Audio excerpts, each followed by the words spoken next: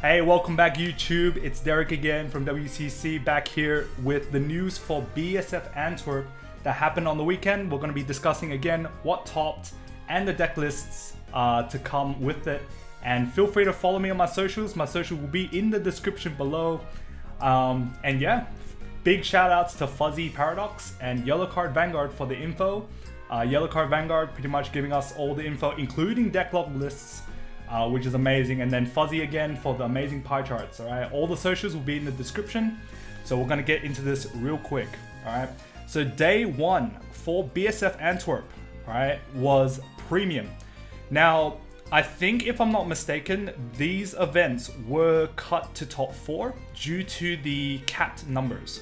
So all of these tops will be top 4 cut, and then we'll break it down into the clan distributions or the nation distributions for each of the teams that came first, second, third, and fourth, and we'll just kind of discuss that. So first off, we'll start with top 4 premium. Now this, I think, is a really good indication of what the premium metagame is like, okay? And we can see straight off the bat 4 Pale Moon, all right? And all 4 of them are Nightmare Doll, so that means all 4 teams in the top 4 brought in Nightmare Dolls as one of their decks for the team composition. So if you're going into a future Springfest, definitely consider Pale Moon or Nightmare Doll in particular, because the deck is just really good, flexible in all ways, and can pretty much deal with any deck in the metagame. And then the second highest represented was 3 Order Colony, and I think from Cali we had 2, and now it's popping up to 3, but 3 in a smaller sample set. So we can definitely see that Mega Colony is doing real good work in the metagame. And we're, I guess, in the second week of BSF, so we might have to wait to see if it impacts any of the other regions. But, you know, in a room of what, 9 teams and, you know, 3 teams bringing Mega Colony, you know, that says a lot for the premium metagame. And then 2 Grand Blues, 1 Regalia, 1 Shiryuki, which is really interesting, and then a Rising Greedon. And I think we saw a Rising Greedon in California as well. So that deck just kind of pops up here and there, and, you know, taking names. So I guess going into what teams brought what, who won and whatnot. All right, congratulations to Solemn, Mo, and Jay for winning as Team Cardiff. All right. First regional back in 2 or 3 years, so congratulations to them. The team composition is Order Colony, Regalia, and Nightmare Doll. And then second place was SBTCG Brexit Copium. Shout out to Hal and Kaylin and Hamish. So bringing Nightmare Doll, Order Colony, and Beatrice. Third place was Mash's team, bringing Nightmare Doll, Order Colony, and Shiryuki.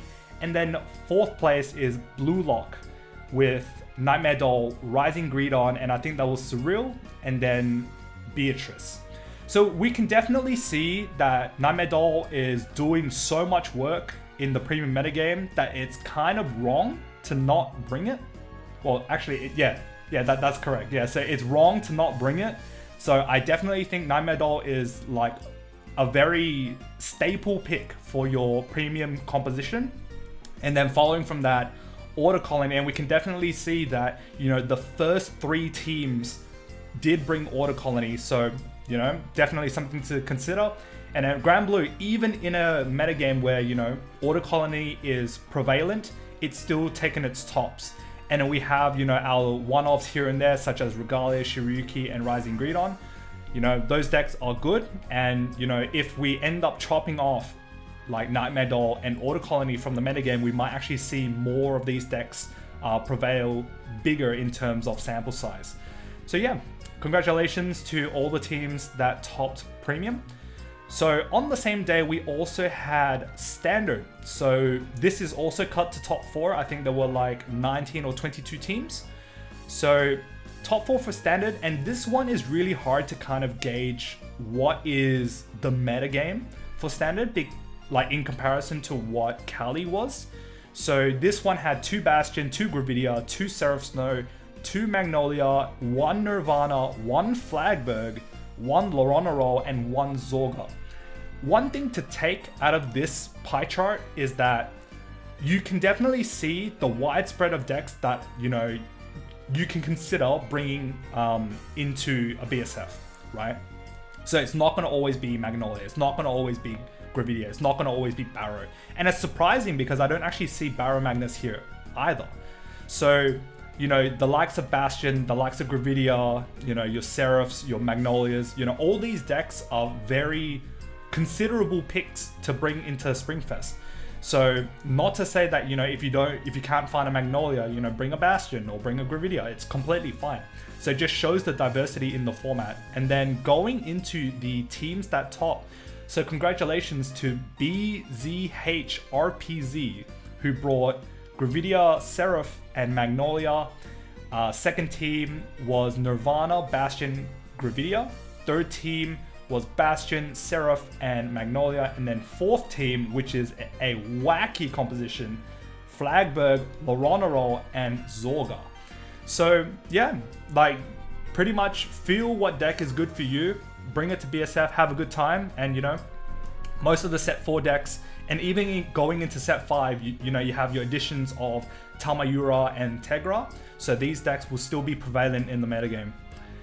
And then day 2 started, we had day 2 as V Premium and Weiss. So V Premium also cut to top 4, where we had 4 Bermuda Triangle and all of them were Prism, 2 Raging Forms, 1 Vanquisher, 1 Dauntless Reverse, 1 Chronojet, 1 Astral Poets, 1 Murakuma, which is Nura Hyoga, and 1 Grand Blue, which was Night Rose.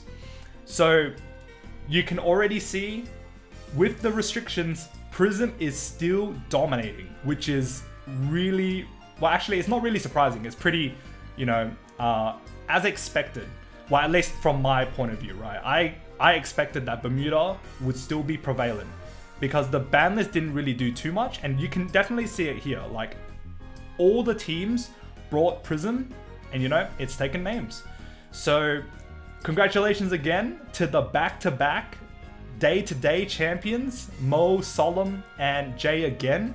I think Solemn brought Prism, Mo brought Astral Poets, and Jay brought Night Rose. So congratulations for back-to-back wins. Second place was Vanquisher, Dauntless Reverse, and Prism. Third place was Prism, Nura Hyoga, and Raging Form. And then fourth team was Raging Form, Chronojet, and Prism. Prism, still insane. It got rid of Ellie, but you're, you know, replacing with other cards. It doesn't really, you know, affect the deck too much. The deck still plays as it is, still has Dieselot, still has Aqua, still has early game. Literally has everything that it had except for the 20k shield.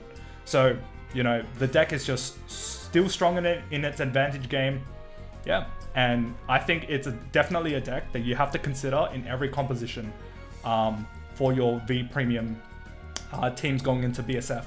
Obviously, you know, different regions might play a little bit differently. Some regions have more rounds. But even then, Prism can probably go through, you know, 7, 8, 9 rounds and it still wouldn't die.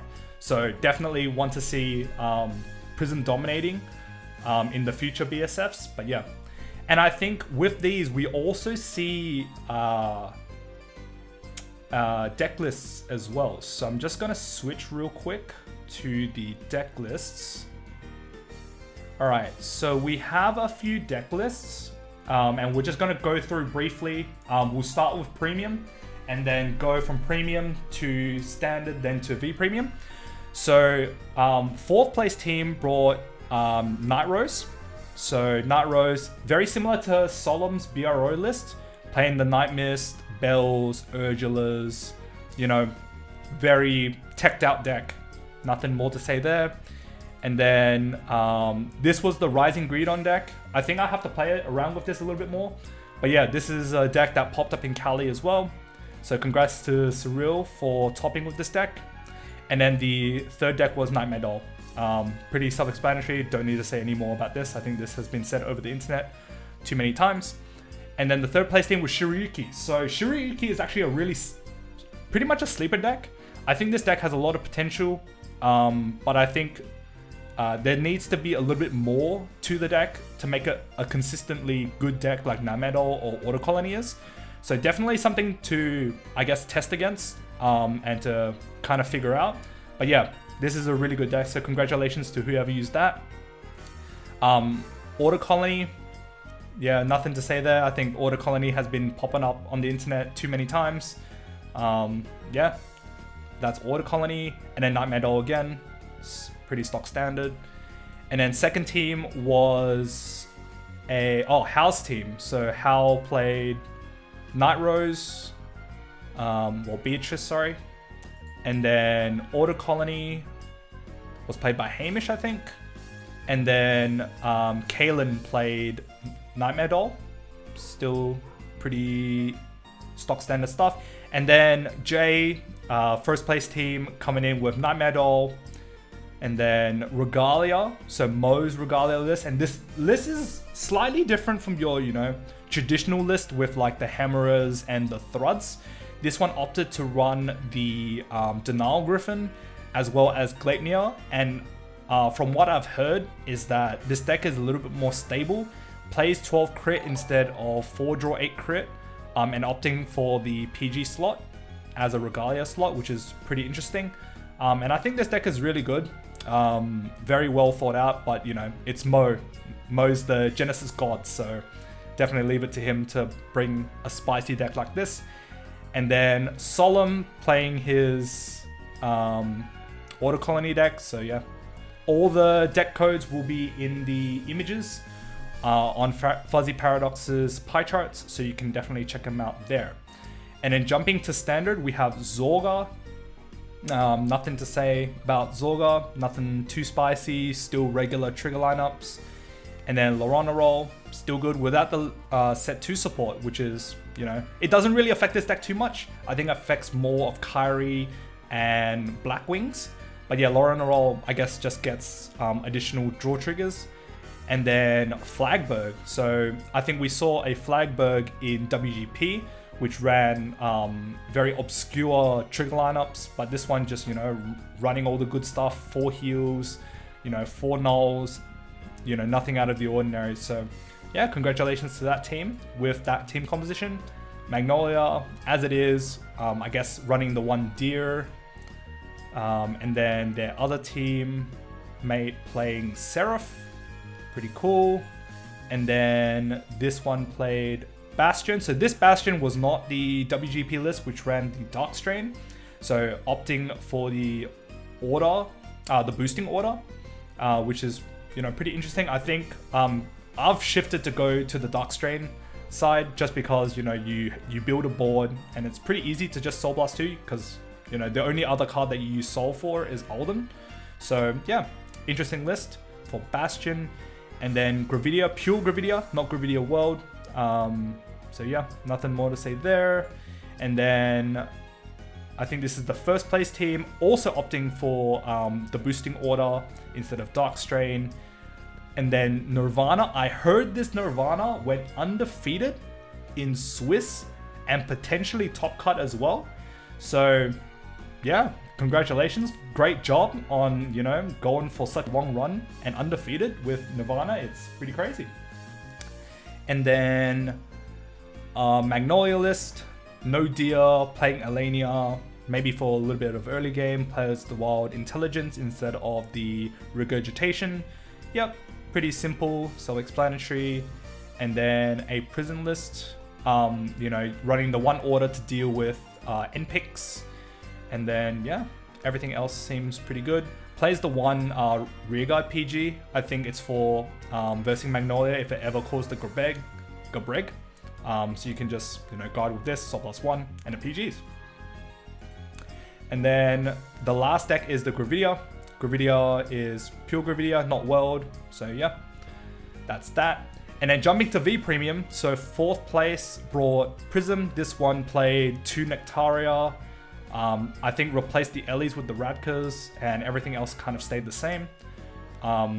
Jumping 1 Ange to, I guess, have another grade 3 ride, which is alright, and then compensating for the 1 Spiana. And then next stage, so Chronojet, pretty like stock standard deck. I think this deck is really good if everything else was like slightly nerfed. So congratulations to this Chronojet player. And then Raging form, opting to run 4-4 Raging and no Mordreds like we saw in one of the other, I think, Japanese lists. So yeah, just going straight Raging form and happy days. And then the third team bringing a Raging form, again, 4-4 Raging, nothing out of the ordinary. And then, so this is the Nura Hyuga list. And I think this deck just kind of got thrown in the bin and no one really thought about it.